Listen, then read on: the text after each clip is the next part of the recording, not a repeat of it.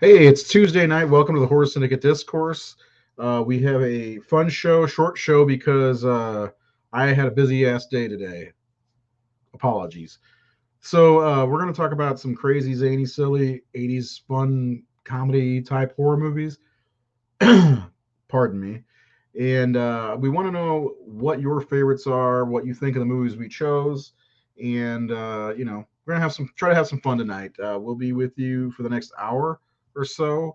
And when I say we, I thought I'm me by myself. I'm the we. No, that's not true. Tonight we've got Keith with us. Cage the Keith. What's up, Hello. friend? Sucking Not on that much.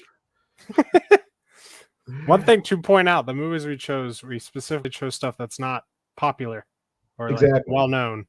Yes. So just so you're not people watching aren't like, why the hell isn't this here? Yeah, exactly. Yeah, we chose stuff that's kind of off the beaten path, but you should know, really. I mean, especially if you grew up in the '80s or '90s, some of these movies should have passed, through your viewing history or whatever. Your And then what's that? Your Zeitgeist or whatever the fuck that word is. Zeitgeist. And then we've got Nathan Thomas Milliner. Hey, It is storming in his room and it's only his storming in my room. room. We're talking about bombs. Are they all bombs? Were they? A lot of them are. Some of them, one or two, I think actually did well, but not somehow, but were horribly reviewed. Like none of them are critically acclaimed. yeah, but somehow they found a way into our heart, right? Yeah, because we were. I mean, once I saw Jim Carrey dancing with Vampire and the other chick, it just I was ready. Once bitten. So hello everybody. Don't forget, if you are new to the show, which most of you aren't, go hit the subscribe button on YouTube, please. Anyway, so yeah, we're talking about some fun, silly movies from the '80s, and man, a lot of these I've seen, and some of them I haven't seen in a long time. Jared should be with us tonight. Seth is not with us tonight, but we will talk about his movie for sure. Anyway, um, yeah. So let's start. Let's start, Nate. Let's throw yours out there. Let's tell us one of the first ones you decide. Like when I told you this, what was the first thing that came to your mind? The first thing that came to my mind was Haunted Honeymoon, Gene Wilder's movie that he directed, and Gilda Radner, his wife's last film. Was that her last film? It was her last film. Oh, Yeah. wow, I didn't know that. I just remember watching this a whole lot as a kid. It was he wanted to make a tribute to the films he loved as a kid, stuff like The Cat and the Canary, The Old Dark House. So I think that's what I liked about it. Like it's just the old dark haunted mansion with the killer loose. For those that don't know, Gene Wilder, most people know from Willy Wonka, Chocolate Factory, or the Mel Brooks film, Young Frankenstein. He is a radio actor with his wife, Gilda Radner, but they're not married. They're getting married. They're engaged to get married, and he's kind of having cold feet. So his anxiety's getting the better of him. He's getting tongue tied and getting like a speech impediment, stuttering. So they need to fix that because that's what he does for a living is radio. So he can't talk.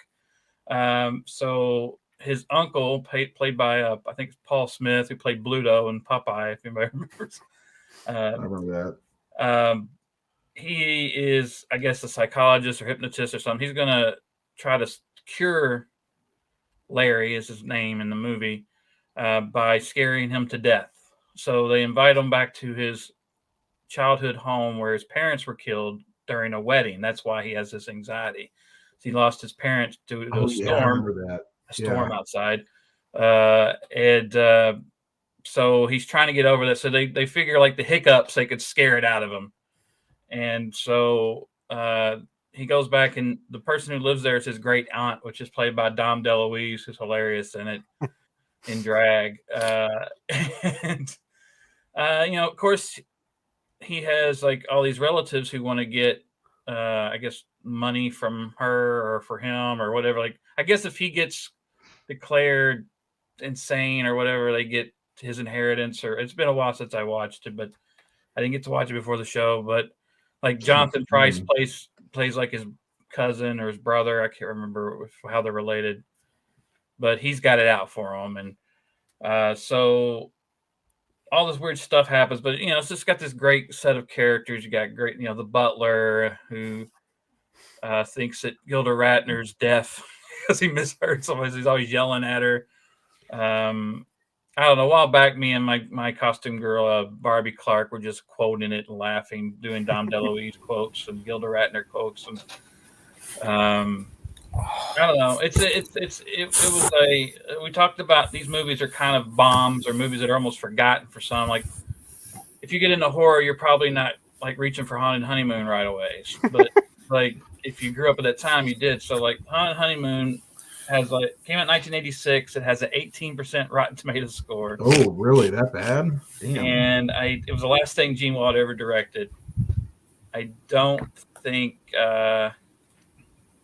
I don't know what the budget was. I didn't write that down, but how much it made. I don't think it made its money back. And again, we talked about quality. The movie is not poorly done. It looks like a big budgeted movie. The art direction, the locations, the cinematographer actually was either a cameraman or cinematographer on some big fucking movies like Taxi Driver. The budget was $13 Jaws. million. 13 million? Yeah. That How much seems did it like make, a lot for the 80s. Opening weekend, it made almost $3 million. Gross is $8 million. So $8 million total. Right. So it's probably in theaters. It's probably in theaters for like 2 or 3 weeks at the most. Yeah. But yeah, like I just think it's funny. It's there's some bits in it that are this part where Gene Wilder like is knocking out his butler, and then he's like sitting there and his legs are out there in the cops. It's like old time comedies like Marx Brothers or shit like that. Like so it's got that fun quality of like sight gags and vaudevillian type humor in some ways, and radio murder mystery stuff. And then you got a werewolf running around. And you got, I know one of you is a werewolf. I saw it for the first time like maybe 3 years ago because I was at Kayla's parents and it was on the shelf, and I was like, I've literally never seen this, so I stole their DVD and I watched it. I wasn't like in love with it, but again, I didn't grow up with it. But it has a lot of good stuff in it, especially the cast. I tried finding it. I couldn't find it. I tried finding it at the stores and couldn't find it at all. So I was 10 when it came out, so that has a lot to do with it. If it came out today, I probably wouldn't think much of it. Plus, I just always loved Gene Wilder and Gilda Radner and Dom DeLuise. I remember seeing it probably around when I was 10, which was a little bit later, but I really had fun with it. And I Willy Wonka and was it See No Evil, Hear No Evil, or something like that? Yeah, and Silver Streak and Stir Crazy. I always liked Gene Wilder. That's probably when Pop with Bonnie and Clyde. So it was always a fun one for me, but I haven't seen it in years, and I don't remember ever seeing it to buy, ever. I just heard it's not kind of to horror, but I was listening to someone talk about Sam Kinison. Yeah. And Sam Kinison said he got his delivery and his style from Gene Wilder. Really? And someone said, I wouldn't have thought that, but that makes total sense. Like this intensity that Gene Wilder would have, the yelling. Yeah, Sam Kinison said he stole it from Gene Wilder, his whole shtick. I guess I can see that. By the way, Jared's with us now. Say hello to everybody, Jared. Good morrow, ladies and gents. So I'd like to find a copy of that because I know I haven't seen it since the 90s at least. And I remember really enjoying it. And I've only got a few Gene Wilder movies in my collection. And I mean, they're the run of the mill. So, Jared, what do you got? What movie you want to talk about? Or you want to talk about more Haunted Honeymoon? I actually have never seen that, so I was actually looking forward to that conversation. So I kind of jumped in late on that one, but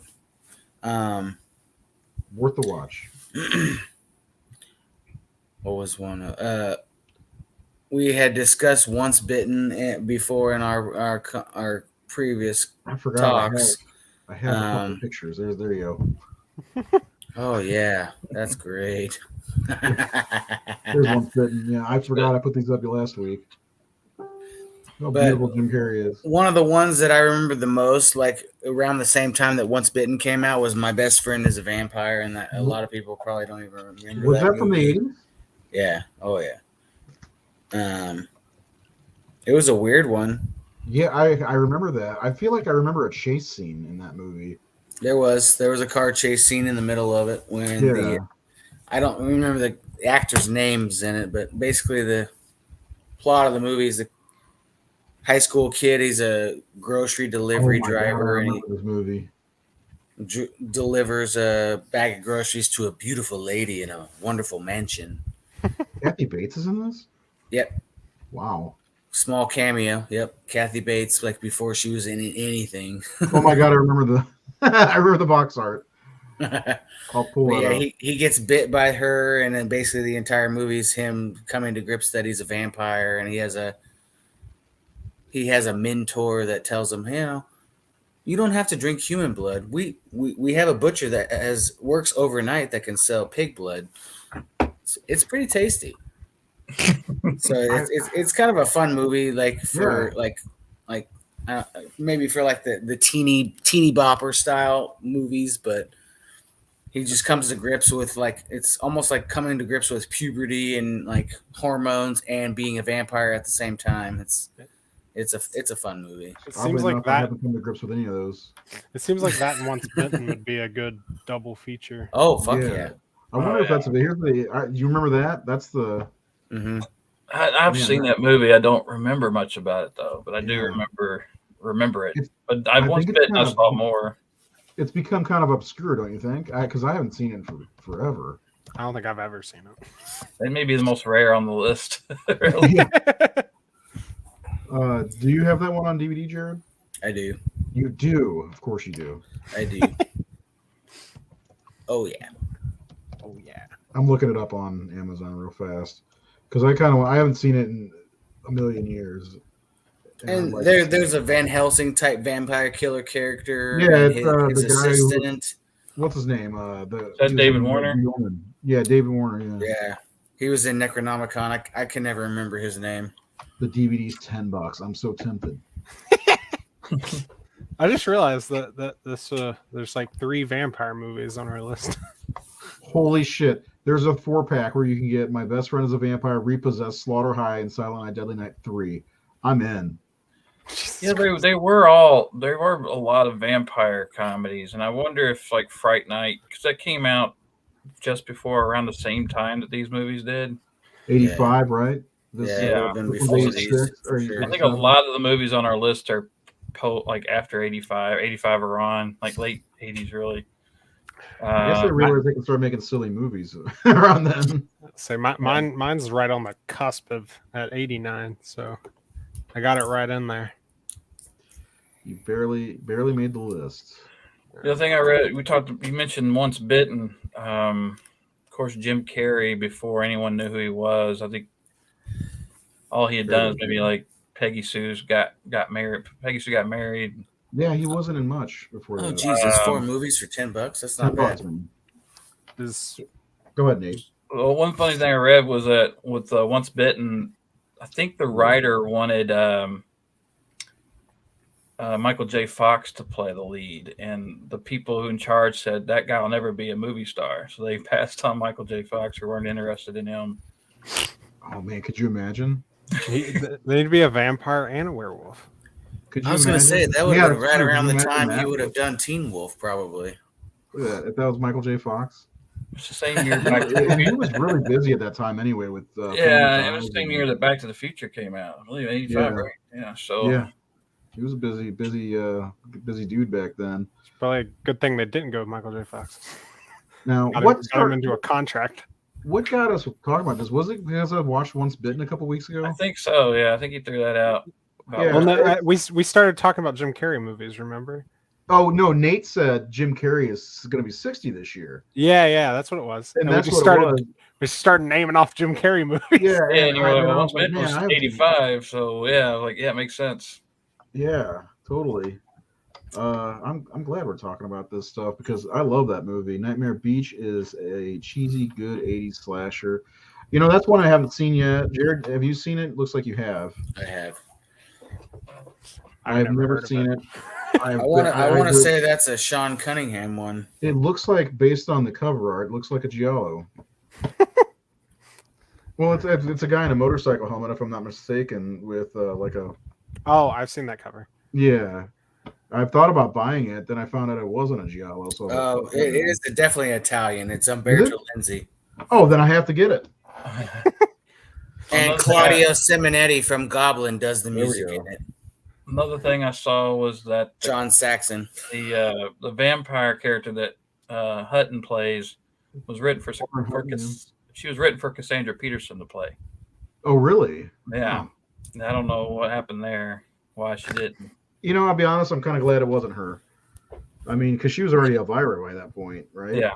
Yeah. So and plus Lauren Hutton, I think is her name. She was fantastic in her role as the seductress. I mean, she was only 39 at the time, I believe. I was gonna say, even being at 40 when I was like fucking 7 years old, like, ooh, she's pretty cute. Yeah, she was very hot. She was fat. PHAT. I love the scene when she gets old, though. Like she starts aging up because yeah. I do love that scene too. And I then realize we got a lot of Cleavon is walking around. All I need is a virgin. There's a lot of Mel Brooks connections there so far because we've had Honeymoon, of course, had Gene. This has Cleavon Little in it, who was in Blazing Saddles, star of that. Yes. And then there's another one on the list that has to do with somebody who worked with Mel Brooks a lot. Well, let's talk about it. It is. Let's see, remember which one it was. Transylvania 5000. Yay! Oh, yeah. I love that. The writer-director worked with Mel Brooks a lot. He was the guy that was like the robot guy with Pizza the Hut and Spaceballs. But he was in a lot of other Mel Brooks movies, and I think wrote with him. I like when he starts eating Pizza the Hut. Oh, you're delicious. You're delicious. You're delicious. This is a movie I saw when I was like, I don't even remember the first time I saw this movie. I just remember it being weird. And it reminded me of like Monty Python meets Rocky Horror. Oh man, it's so like it's this kind feels of a fair like comparison, I guess. This was one of the ones I watched a ton when I was a kid because it had everything. It had a werewolf type guy. It had a Frankenstein's monster. It had the mad scientist. It had a vampire who, by the way, I was about to say. Let's say, don't lie, Ray. You watch it because of Gina Davis. No, I've never been attracted to her until like holy crap. Well, here's the weird thing. I saw this as a kid, and you know what I knew Gina Davis from at that time? What? The Rockford Peaches. Stuart Little. So I watched Stuart Little, and then I see Transylvania. I'm like, what the hell's happening? It's the reverse for me. I saw The Fly in the theaters. Believe it or not, I saw The Fly in the theaters. My 17-year-old cousin took me when I was 6. Yeah, we were living in Indiana, and they're like, "Oh, go, you and Aaron go to the movies." And I was like, "Yay, me and my cousin Aaron. He can drive and all that stuff. It's so cool." And he took me to see The Fly, and boy, that fucked me up. But then we went back and we rented this, and Jeff Goldblum. And I see him immediately. I'm like, no, I don't want to watch this. And then later on, you see Gina Davis. So they went from this to The Fly. Yeah, this is what they met on right here. I think. Yeah, they got didn't they? Yeah, they got married, didn't they? They got married. I think they got married. They made a few movies together, didn't they? Yeah. Was this movie before The Fly? Yeah, this was before The Fly. Earth Girls Are Easy is the other. Oh yeah. Oh my God! Another Jim Carrey. Another Jim Carrey movie. Yeah. I own that movie. Do you? Yeah, I got it at Walgreens when I worked there. We had random DVDs came in, and I saw it. I was like, I need it. I don't care. Have you watched it? Yeah, I used to watch it on TV all the time. Talk about weird. Yeah, because it's Jim Carrey, Jeff Goldblum, and Wayans. I don't remember his. You know what hit me today watching? I watched Transylvania 5000 today. I watched it a lot. I watched it a lot, but it never dawned on me how tall the cast is. Yeah, almost everybody's over 6 foot. Jeff Goldblum's like 6'4". Ed Begley. I was going to say Ed Begley and Michael Richards. They're all the same height. How hilarious is Michael Richards, by the way? Michael Richards is hilarious. He's good, right? It's good. Yeah, it's good. It's funny. It's good. It's funny. My favorite part of the whole movie is when he does the banana peel bit. He's like, "It's a beautiful You try day it." today," and he throws himself on the fucking ground. Like, God damn, that's so funny. It makes me laugh every time. When he gets his leg, like throws his leg in the door. Yeah, the and leg he goes, bit. "Ah!" It's like some Harpo Mark shit. Yeah. It's so silly. Yeah, that whole I stick with the little doll in the door too. Yeah, that's fucking hilarious. Oh, the doll. What was it? It's a girl doll. Was it when they found the mannequin in the thing? And Jeffrey Jones is like, put this in my car. Oh yeah, that's a lady doll. Yeah. He's over 6 foot. Gina Davis is 6 foot. How tall was Dr. Malavacqua? Joseph Bologna is like 5'11". He's almost. I thought he might be over 6 foot. Who I love him. Like the whole thing where he steps into his laboratory, he turns mad. He pulls his hair. And then Carol Kane and the butler guy, man, they're so good.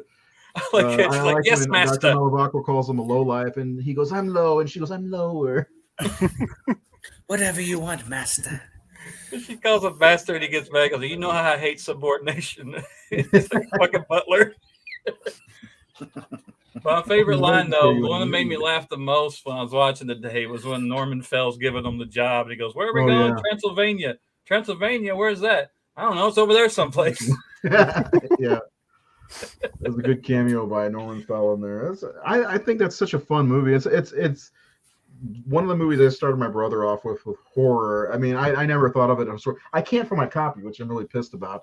I had to watch it on Amazon. But yeah, it's such a fun, silly movie. They turn out, I don't want to spoil it for anybody, this 37-year-old movie, but spoiler alert, they turn out not to really be monsters at all. But it's a fun movie. Great opening too, with the guys on their hiking trip or whatever. It's Frankenstein. You idiots. It's not Frankenstein. Monster. Also, the guy who plays the werewolf is Gibb from Ogre from the Revenge of the Nerds movie. Yep. So he's over 6 foot. Yep. I like they were trying to cure his hair, and he's got this bald spot on his stomach.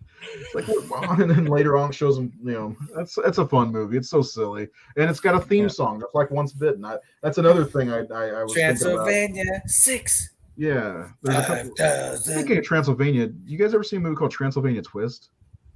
Think so. Never heard of it. I was thinking about adding that, but I didn't know if anybody. I watched it. I have not even heard of that. Oh, it's I think it came out in 1988. Yeah, 89, Transylvania Twist. Just keeping with the I haven't mentioned the Rotten Tomato scores. Once Bitten is 10%. Transylvania 65000 is 18%. Yeah, but Transylvania 65000 made almost $8 million on a $3 million budget. So yeah, it did. It made its money back. Yeah. Yeah, Transylvania Twist came out in 1989. Robert Vaughn from Superman 3. Okay. Robert Vaughn. And Terry Copley and Steve Altman. Anyway, yeah, that's probably like way out of print. I wonder what the Rotten Tomato score is on this. Everything I think about Robert Vaughn now is in Pootie Tang, where the guy's like mentioning all the African American actors in the movie. He goes, "Yeah, it's Ray and Pootie Tang and Robert Vaughn." Oh man, it doesn't even have a Rotten Tomatoes score. It doesn't. Transylvania Twist straight up has nothing. I was gonna say the last thing that I remember Robert Vaughn doing was his cameo in Basketball. Basketball. He does like lawyer commercials here in Kentucky. Does he really? Here as well. Yeah. There's Transylvania Twist, and it's got no score. So that's cool. Neither does Keith's movie, so let's segue into that. Keith's movie, does it not? It only played in two film festivals before it went straight to video, so it has no box office. I didn't even know that. Yeah. I never heard about it until I haven't seen it. I remember the tape. Are we talking about Sundown? Yeah, I think you're the only one that's seen it, Jared, besides me. Yeah. Yeah, I've only seen it once. I didn't know about it until the Vestron release came out. And I just bought it because Bruce Campbell is in it. I was like, I don't care. Bruce Campbell and David Carradine sounds fun, so I bought it. And that movie is ridiculous. It's so fun. There's just this whole town that it's just full of vampires, pretty much. And they're like trying to figure out and perfect this recipe to make synthetic blood so they don't have to keep like killing people that come into town. That way they can join civilization. Like Blade 3? Yeah, I mean kind of like Blade 3 and Daybreakers, like, and so David Carradine is like the leader of the town. Mm-hmm. And he's trying to like keep everybody in line and get people in the synthetic blood. And then there's other vampires who are kind of rebellious against that and hate the humans. But it's super funny. Like, I think I sent you guys the like opening scene. The opening scene, there's like this group of people driving through the desert and they stop at a gas station and they're like in a doom buggy or something. And there's just these 3 old men with giant sun hats and sunglasses sitting on like this little bench swing, just mocking these outsiders. And they like go and fill them up with gas. And they got sunglasses and sunscreen and sun hats. And like one of them's like, yep, you're getting gas this time. And he's just creeping, trying to make sure he doesn't walk into the sunlight because he's terrified of it, to fill up this guy's gas tank. And then he eventually ends up ripping one of their heads off because he gets mad. And then they have like a vampire jail. Ooh, Tracy Marshall says Terror Train. I don't know. That's a Jamie Lee Curtis movie. I don't see that as like a zany movie though. No, we're talking about really silly, weird comedy B movies that no one really talks about. I think it's because I mean you could throw out Reanimator, you could throw out a lot of horror, Night of the Comet, things like that. But we're talking really about these really horror comedies. I think mostly that almost focus more on the comedy element. Yeah, and they're just kind of screwball. They're more on like the Beetlejuice level of horror comedy. It's a lot of comedy with horror themes. There were a lot of B horror movies in the 80s, but there were also a lot of B comedy movies in the 80s. And this is like when they blended together. Yeah. When they would throw a comedy into a horror into a comedy film. And that happened quite a bit. And these are not huge budgeted movies. Some of them, 1 or 2 of them are, but most of them are really low budget and are not. I mean, Terror Train's still pretty celebrated as far as the slasher genre goes. Yeah, it's on Shudder too. So some of that was what I was running into the problem with, like movies that I think are obscure, but still like, a lot of people still like them. Like Chopping Mall, it was another one that jumped up on me. Chopping Mall is amazing. It's kind of still a cult movie. A lot of people know about it. I feel like that's one that you should know as a horror fan. It's the 2 that Seth picked were Fright Night 2 and Howling 3. And both of them are. I mean, if people have heard of The Howling and know there's multiple sequels, so Dolls, that's not a bad one actually. Dolls is ridiculous. Yeah, it is ridiculous. Nate, did you do the cover for that one for Scream Factory? He did. Yeah, I did the Dolls. Saturday 14th is silly. I did Terror Train too. You did Terror Train too? But for Seth picked the Howling, so I just want to. This is for you, Seth. Oh Jesus! Oh my God! Was Rob Bottin not available? There you go. There's more. Apparently. Is that Goofy? What is that? They were trying to make a live action Goofy movie. Wow, I stopped at the first movie. Is that the Marsupials one? Yeah, Marsupials. It's got a really cool cover art. I sent it to you guys before and said it's misleading because it looks like it's the Quist werewolf on the cover. It looks like it's a 85-minute movie that feels like 4 hours.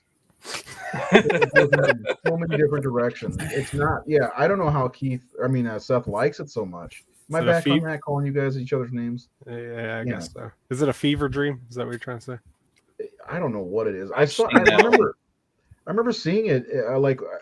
What was it? The Howling Freaks was coming out, I think, in like 1992, or it came out and it was on cable. And I remember watching that. I was like, oh, there's 6 of these. I need to go back and watch the others. So I rented them in 2s. I rented the Howling 2, which I like. It's kind of silly also. And then I rented Howling 3 by itself because I wanted to do 4 and 5 together because I was doing it like that. And I rented the Marsupials. I was like, I give up. I was only like 13. I was like, I give up. I can't watch anymore. I ended up watching the other 2, but it was terrible. And then I tried watching it again in 2017, And I'm like, what the? I'll never. And then Scream Factory's like, oh, we got the marsupials. Like, who wants this? Seth. The one thing I didn't get to say about Sundown is Bruce Campbell's character is very different than any of his other characters. Oh, he plays a total dork. Yeah, he's like completely oblivious to shit. And he's like super like timid and like scared. So he like comes into this town and talks to the waitress at the bar and like he's looking for this vampire town. He doesn't comprehend he's in the vampire town, even though all the vampires are like staring at him. That's the other thing. All the vampires, they have roles. So the restaurant is always full and they always act like they're eating in case outsiders come in. So they make the town look like a town. But yeah, he's completely oblivious, doesn't realize he's in the vampire town, and he's got like this old book and map, and he ends up like taking the vampire waitress and like has her on like a silver chain and just like walking her through the desert to find David Carradine's like mansion. But his character is completely different than anything he's ever done, which was very refreshing. He's always an idiot, but in this movie, he's a timid idiot. Maybe I'll have to check that one out. Yeah, definitely very different from what you would think of a Bruce Campbell performance for sure. I'm not really big on vampire movies, but it's definitely like in my top 5 maybe of vampire movies. So it's a lot of fun. Yeah, I'm not super big on vampire movies. I like 30 Days of Night, Daybreakers, and Twilight. I mean, I watched those in middle school. And Twilight. I like Twilight. So real quick, by the way, I just want to show you this. What the fuck? I remember that scene. That's a baby werewolf from the marsupials that was came out of a human being. That's another thing. Okay, that looks like a really weird sexual fucking reference. You can tell that's the 70s because look how that's not like bikini waxed or anything. Nope. I thought you were showing me a scene from Romeo and Juliet. No, as far as there's she gives birth, not her, but she gives birth to, that is birth to a little werewolf kid. We miss you, Seth. If you're watching or you watch this later, it's the horror version of the worm from the Labyrinth. Right. Yeah. All right. Let's get that image out of our head. Okay, Gina Davis. Okay. Anyway. What's next on the list? What else do we got? I watched what was it called now? I just forgot. Wait, this is Prom. So Prom Night's really known. Is that the 80s? Is that 1980? 1980. It's early 80s. I mean, that is a silly scene. I would see the second one being more silly. I love the second one. I do too. Oh, yeah. It's better than the first one in my opinion. The third one's a piece of turd, just so you know. Prom Night 2. LOL. What's her name? Betty Lou? Is High Hopes the thing I watched? Mary Lou. What I watched. I don't exactly love it, but it's weird. It's yeah, you love it. Stop denying it, buddy. I was gonna say, I mean, even the little guy that got rubbed the wrong way, he's coming for you. Critters movies are more comedy than horror. Yeah, Critters movies qualify. I mean, ain't the Charles Band shit really? It's I think Critters is really well known. I didn't even think about Critters is well known though. Stuff. The Puppet Master is kind of silly, but that's the Puppet Master. It's in the 80s. Maybe not. The movie I watched was High Spirits. That was what I was trying to say. High Spirits. Yes, that's a great one. I had never seen it before. I saw it back. Shame on your face. I watched it before the show, so I know. I commented on your post. Yeah, I'm glad you did that. Jared fired you and then rehired you. The cast was great. This is a movie I didn't grow up with, obviously, because I just watched it. I was really enjoying it until it got to the whole like love romance section of the movie, and then it just that was the point of the movie, though. I know, but it kind of just like died out for me there because both of them hated their fucking relationships. The cast is nuts, though. Yes, it is. Yeah, I mean, Peter O'Toole. Peter O'Toole. Originally, they wanted Sean Connery for that part, but he turned it down. But what? Peter O'Toole steals the movie. He does. Yeah, of course he's fucking Peter O'Toole. Is that Steve Guttenberg?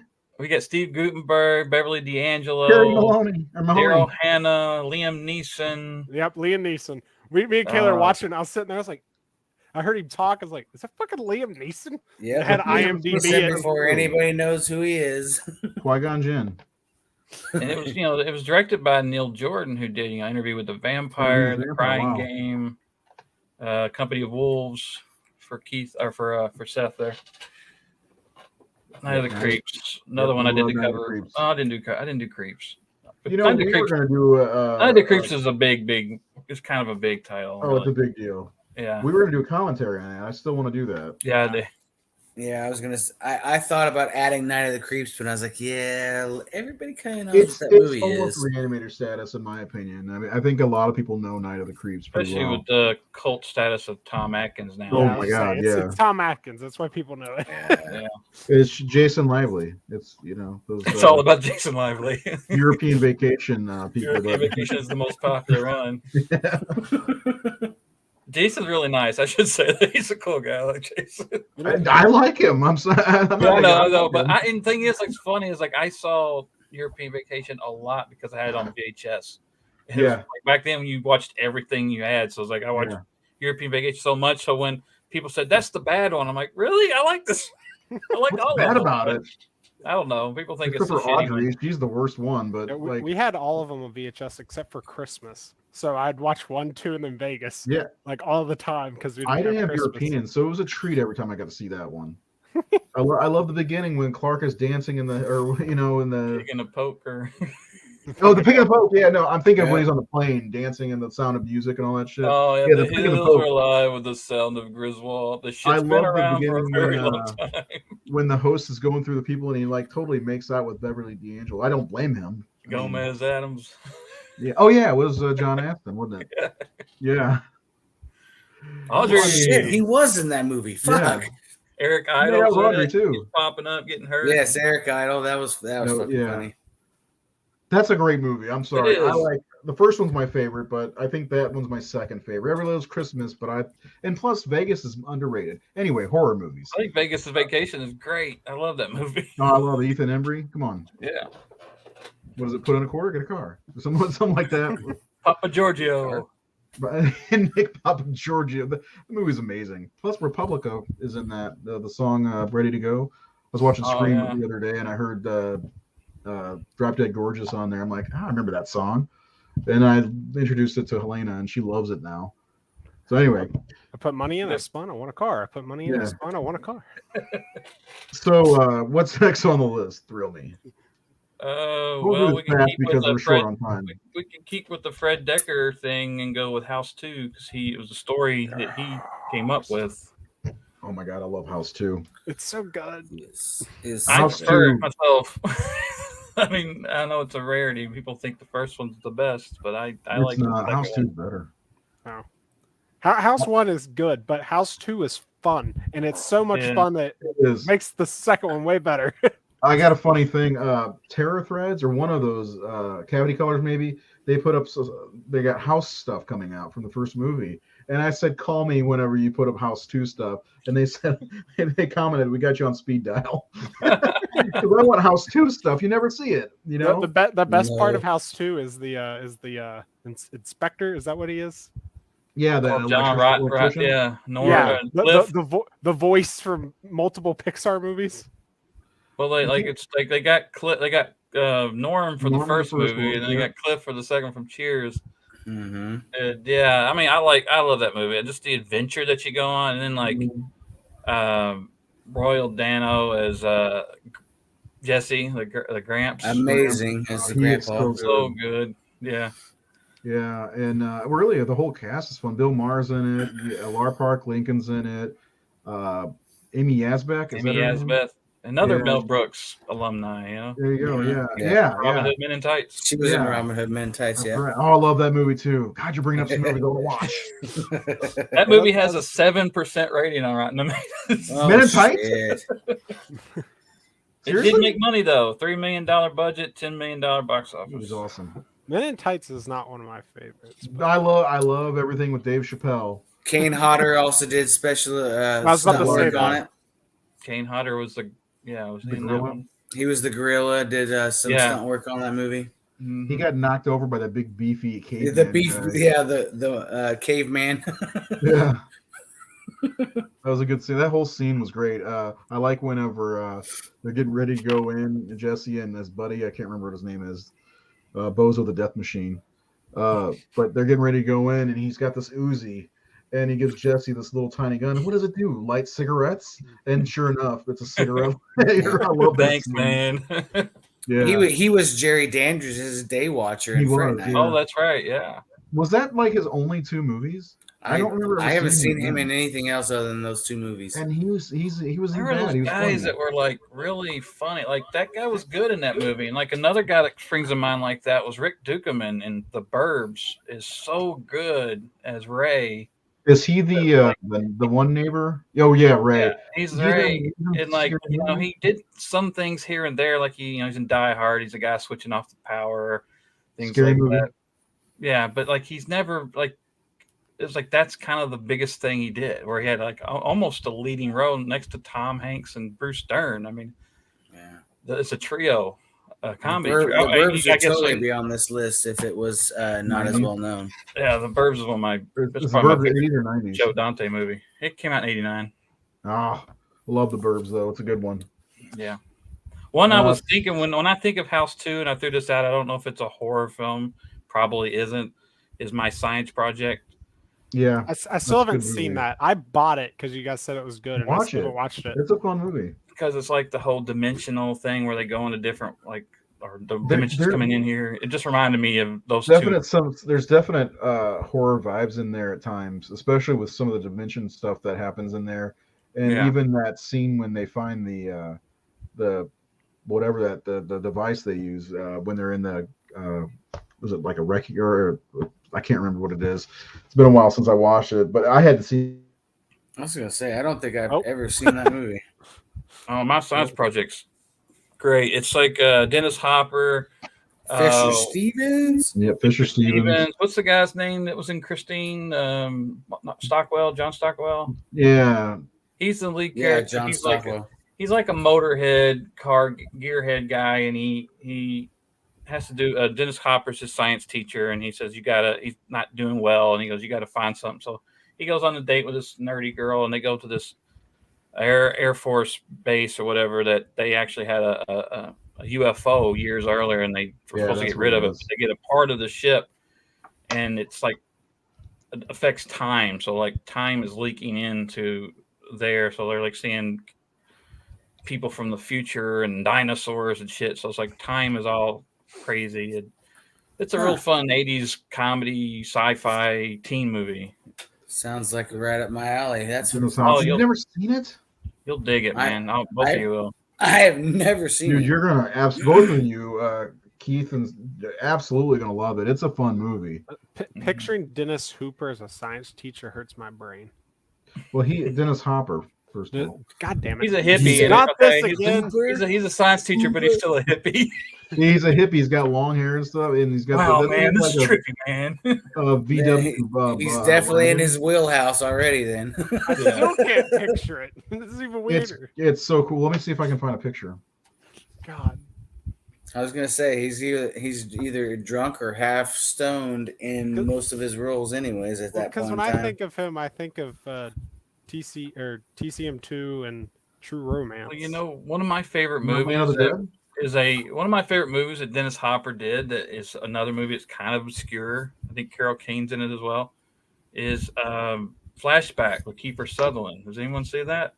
Yeah. Where Dennis Hopper got arrested back in the 60s because of protesting. He was a hippie. Oh yeah, that movie. Yeah. I know. Sutherland is like an FBI guy who has to transport him somewhere. Yeah. Oh, that's a great movie. I've never heard. It's kind of like Midnight Run in many ways. Like you got like Kiefer Sutherland is in the De Niro part, and Dennis Hopper's in the Charles Grodin part, and he's got to take them cross country. And it's kind of like Kiefer Sutherland grew up in a hippie commune, and he's become kind of this stiff conservative FBI agent guy, and he's hanging out with this like ultimate hippie Dennis Hopper, like Dennis Hopper to the 11, you know. That movie looks crazy. I see Dennis Hopper fucking with Keith Sutherland the entire movie just by looking at the pictures. I had a picture of him as a hippie from my science project, but it didn't save, I guess. Just look it up. Just look it up. I think we only have one more title. What do we got? Vampire's Kiss. Oh, I just bought that from Dollar Tree. I still haven't watched it yet. I want to buy it. I got to get that. I got it at Dollar Tree. Mate, get to your local Dollar Tree. I'll check again if you can't find it. I want it now because, like, I've seen clips from it, and I remember seeing it maybe back then, but I didn't remember it, so I watched it this week, and I'm like, me and my wife, my daughter, watch it, and we were just like, "This is so fun!" And like, it really would not be what it is if it wasn't for Nick Cage going as far as Nick Cage probably has ever gone. Rage Cage. Yeah. And it is like so fucking brilliant it's so weird. Originally Dennis Quaid was cast in the part, and there's no way Dennis Quaid was going to play it like that. Like, all these things were really Nick Cage's choices. He plays it with this weird fake British accent, and he sounds weird, and there's the part where he does the alphabet. And he does the whole thing. He's like, there's A, B, C, D, E, F, G, H, I, J, K, L, M, N, O, P, Q, R. He just keeps going. He's doing the whole thing. But there's a part where he's like just totally.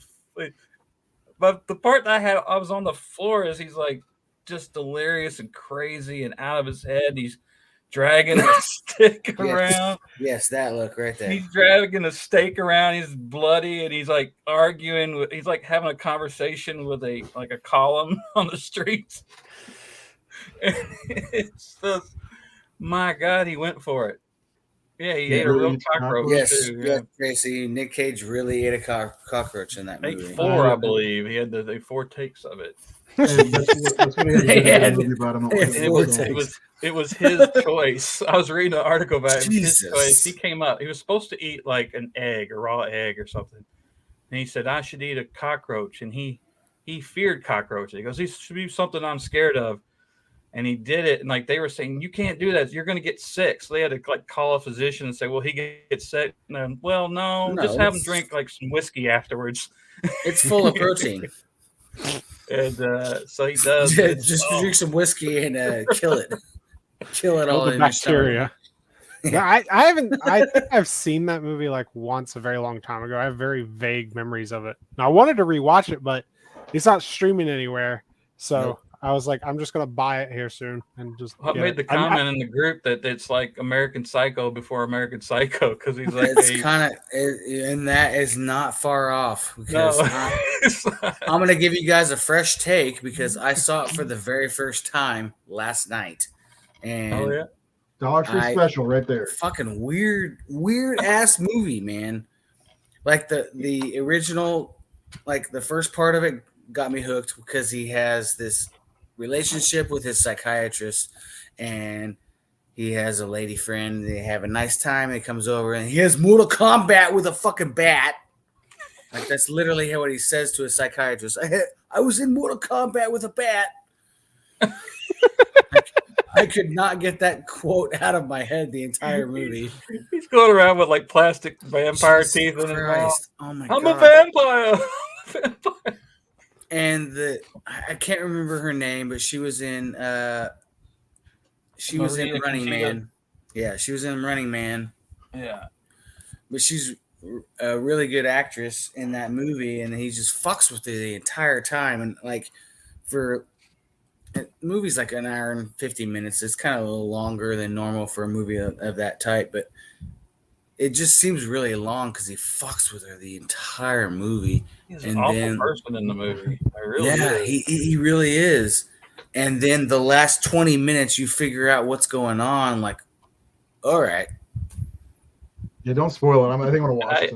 No, I'm not spoiling anything. I'm just saying the last 20 minutes is fucking awesome. I don't think other than like Ben Kingsley and Sexy Beast I've ever heard someone call people cunt more than he does. He's just throwing the word cunt out every time he's talking about a woman. Yeah. I mean, he is a vile person. Again, he's like a Patrick Bateman, the worst of the 80s yuppie money, young male toxic masculinity guy who just treats women like shit. It's got the girl, like he's dating the girl from Silence of the Lambs in the beginning, the girl who was Clarice's roommate or friend. And then he meets Jennifer Beals from Flash. Yeah, for you Book of Boba fans, there you go. Yeah, and Book of Boba fans. Or Flash. I just finished the first episode tonight. The first episode was good. I'm going to reserve that for later, but yeah, the first episode was actually good. This movie actually has the highest rating of all the movies on the list. It says 61% on Rotten Tomatoes. Jesus. But it costs $2 million to make, and it only made $725,000 at the box office. Oh, jeez, Louise. I'm not surprised. Script was written by the guy who wrote After Hours that Scorsese made. If anyone hasn't seen that, has anyone seen that one? I have not seen After Hours. I think I've heard of it, but I've not seen it. It's Griffin Dunn. It's excellent. It's really funny. It's really quirky. It's a movie like these. It's really this weird descent, like Griffin Dunn in New York City with all these quirky characters he runs into in the night in New York. And it's fucking great. It really is. It's one of Scorsese's underrated movies. Oh, there you go. For anybody out there that hasn't seen Vampire's Kiss, oh wow, that's a good double feature right there. Actually, I like that. For anybody that hasn't seen that movie, it's really slow at first. It's hard to get through. Oh, $88. It's out of print. Fuck that shit. You got it. It's really slow at first, and you get way over the top acting from Nicolas Cage, and it's beautiful. But the last 20 minutes it pays the ticket price that you paid for at the Dollar Tree, Ray. The Dollar Tree. It's more than this is before they raised their prices too. There you go. Oh my god. I'm like, I had seen the movie or briefly seen it back in the day, but like watching it this week, I just assumed it was kind of like a Once Bitten type movie. It is dark. It's not that. It is a dark comedy. I'm surprised I'd never watched it or never seen it. It just hasn't come across my desk. Now it is.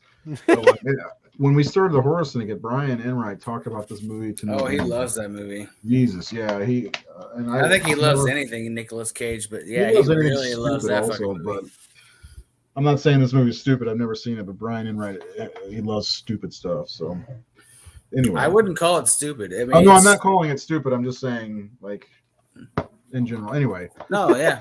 I'm just saying it's kind of slow, but like once you get towards the end, you realize what's going on. Like, yeah, it's a good fucking movie. I'm gonna watch it tonight. That's my horror review. Well, I watched Transylvania 5000 earlier, and then I had to do a bunch of shit. Should have done the shit first. I was entranced, and you guys know why. I'm gonna have to add it to my Cage collection. Oh, it's a must for any Cage fan. Like that picture where he's like his eyes, like you showed, like he was trying to make his eyes as big as he possibly could, and yeah, like his choice, like he was really gung ho about this film. Like his agents didn't want him to do it. They said it was a bad move. I can't remember if he did Moonstruck right before this or was going to do Moonstruck, but like that was kind of the movie that legitimized him. Yeah, I guess. All right, I'm Raising Arizona, maybe. I think that. Yeah, Raising Arizona was like '86, wasn't it? So good. That'd be right around the same time, yeah. God, Nicolas Cage has been doing this. They did not want him to do this, but he was willing to do whatever he could. Just what he wanted. I think this was like the way I read it is like he was trying to find his new way of doing things. So it really is the birth of the Nick Cage style in some ways, yelling. I'm gonna do whatever fucking movie I want to do. Well, he still does that now. He's still whatever I can do. You got to pay for those dinosaur skulls and hunting for the Holy Grail. So I mean, the original issue of Superman. I love. Oh man, what would have been had he actually gotten that role? Superman. I'm glad that never happened. Honestly, it would have been absurd though. Yeah, it would have been. Because that was when it was with Canon, and yeah, would have been right around the time that Superman 4 came out. That would have been times at Ridgemont High, 82. That would have been when it was still with Canon. Rumble. Yeah, Moonstruck and Raising Arizona were the same year, 87, and then Vampire's Kiss. So yeah, he makes 2 really good movies in Vampire's Kiss. I haven't seen it, so I can't. Moonstruck has that. His agent was like, no, don't make this one. You're getting a name now. It's like, don't you fuck this up for me. It definitely exposes like both spectrums of his acting ability. That's for sure. Oh my god, Honeymoon in Vegas. I forgot about that movie. Oh yeah. That's a good one. Have you all speaking of Nick Cage, have you all watched Pig? No. Yeah. Awesome. No, but I have it on my Voodoo. It's pretty great. It's not what I was expecting. I'm so glad that he's back to making movies that aren't laughed at so much because, you know, his career was kind of in that, oh, he's doing anything for money right now kind of thing. And then, you know, he did a 10-year period. Yeah. Yeah. And then he did like Kick Ass. And I really liked him in the Bad Lieutenant sequel or remake, whatever the hell it was supposed to be. And then, was it Joe? He did Joe. That was good. Yep. And Mandy and Color. What was that one? Willy's Wonderland was Color awesome. Space. Willy's Wonderland's so fun, and The Pig is excellent. And then he's doing this movie where he's playing himself. Yeah, that was fun. Well, I think the other thing that Nick Cage has, because there's a lot of actors now that just do whatever movie. The Wicker Man, don't forget about that. Like Bruce Willis. Bruce Willis will do whatever he can to just get paid. But Nicolas Cage has like the meme on his side, if that makes any sense to you guys. Like Nick Cage has become like an internet like celebrity and meme. So he's got I have a friend that has a pair of stretchy pants with his face all over it. There we go. See, some of these actors are becoming like just like they're becoming these icons in culture, like him and Keanu Reeves. Keanu Reeves is really popular now, and now the next one is Brendan Fraser. Everybody's on his Brendan Fraser kick right now. I don't get that one, but they've trans. You don't like him? Well, I don't mind him, but I was never like I liked Encino Man and I liked School Ties and I liked School Ties is great. Well, the thing with Brendan I loved him in Airheads. Yeah, but I never he was never like a favorite actor or anything of mine. I didn't really care for the Mummy movies. The difference with Brendan Fraser is people want him to have justice pretty much. Come back. They want him to have a comeback, but they want it because he deserves it for what he went through. That's more of what it's about instead of like. What did he go through? What did he go through? He pretty much got sexually harassed and assaulted whenever he was in Hollywood, and he told someone about it, and he completely got blacklisted from Hollywood. Oh, that makes sense. It was just look it up, and he does an interview about it, and it's fucked up. Well, I'm glad to see him back because his absence was noticed. Because I did like the stuff I saw him in the Mummy movies and the ones we named before. But he's doing an A24 movie. Yeah, so and he's going to be in the Batgirl movie. Yeah. So anyway, I still love Encino Man. Fuck that movie. Sure. Yeah, it's awesome. You just want to wheeze the juice. I love Pauly Shore. There's another connection. You just Pauly Shore. I love Pauly. Like yes, the guy that did Transylvania 65000, I believe, started the Comedy Store with his dad, with Pauly Shore's dad. Oh, really? Yeah. By the way, that's not surprising with all the talent they had on that movie. I have a picture of Jared just after he wheezed the juice. If anybody wants to see it. Wheezing the juice. Oh God. Yes, that was when I dropped the juice. Yeah, drop. I'm sorry. We used that last week. You weren't here. I was like, if anybody's seen this guy, please let us know. I put the picture up. Anyway, well, that's a fun movie. Let's name the movies. We've got Superman 3. No, Jesus Christ. 4. That'll be Superman 3. Was it Superman 3? Jaws 3. We got Jaws 2.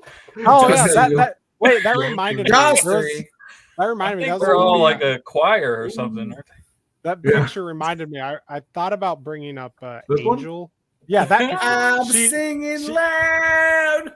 She's the girl from Angel, and Angel, like, it is more serious, but it has a lot of great funny moments. Yeah, she's the main girl in Angel. Oh. The TV show Angel? No, there's the movies. She's a prostitute. I don't know like what that the is. strip. It's really good, Jared. Is that the face she makes while she's that's the David Gordon Green choice. Is that what that was?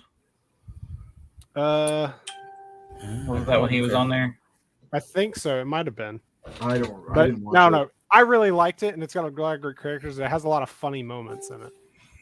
So just to recap our movies that we talked about, some of them I got pictures for some of them. We've got Haunted Honeymoon. Haunted Honeymoon. We've got Once Bitten. We got this one. Yeah, Sundown. There we go. Fright Night 2 we didn't really talk about, but that was one of Seth's picks along with this. Garbage. I mean, look at that. That's not even Halloween. I like how you got like multiple pictures of that. Actually looks like movie. It actually looks like one of those Walgreens makeup kit. It does, doesn't it? Yeah. It looks very Goosebumps. We've got My Best Friend is a Vampire. We talked about a little bit about High Spirits. High Spirits.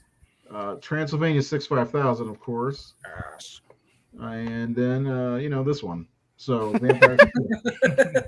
If you get lucky, you can find it at Dollar Tree. If you have Dollar Tree, go look. It was $1. Now probably $1.25. I literally found mine at Dollar Tree for $1. Yeah, I did too. I was like, holy shit! I've never wanted to see this, but now I have it. So now I want to see it, and I will watch it tonight.